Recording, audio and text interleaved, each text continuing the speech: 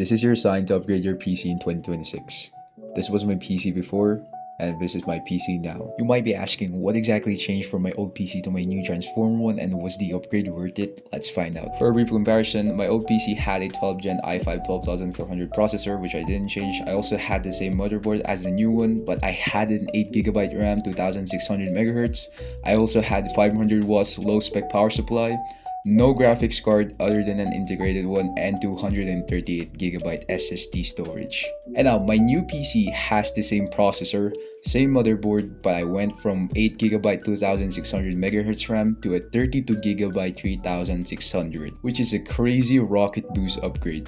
And my new power supply is now the XPG core shipped 850 watts 80 plus gold fully modular. And this is probably the best upgrade I did, from having no graphics card to a GeForce RTX 5060 8GB VRAM. And lastly, a 1TB NVMe 3rd gen SSD. Now let's test it out on gaming, editing, and multitasking. I just recently bought the Resident Evil 3 remake, which I know is out for quite a while now, but since I never had great specs, not even the minimum required specs for games like these, I never bothered getting them, but now is a different case. For starters, this is my current graphics settings.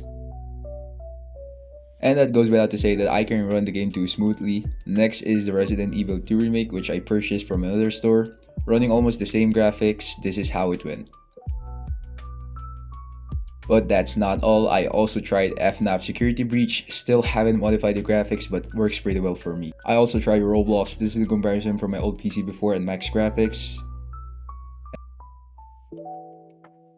This is now my new PC running at max graphics, same Roblox game, but you can tell that there's seriously no room for delay or lag here. I don't play games as extreme as others, so I'm not worried about my VRAM being that low, but it doesn't mean that I can't play games at high graphics. Now that we're done with gaming, it's time for editing. For this, I recorded a Resident Evil 3 clip and edited the whole process. So far, this is how fast the rendering goes.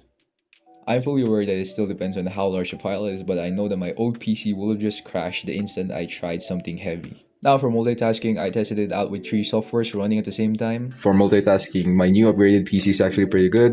Not the best, but still works for me. I'm currently playing FNAF Security Breach while I'm also recording with OBS Studio. And by the way, this is a smooth recording. Here is the references. And at the same time, I'm also watching Netflix on the side. So for multitasking, this new upgrade is a W. And then I also did editing, watching Netflix at the same time. And not only that, I have also Roblox AFK at max graphics in the background.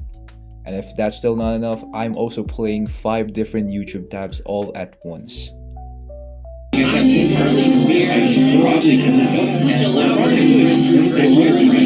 That sums up the final part for a new PC upgrade.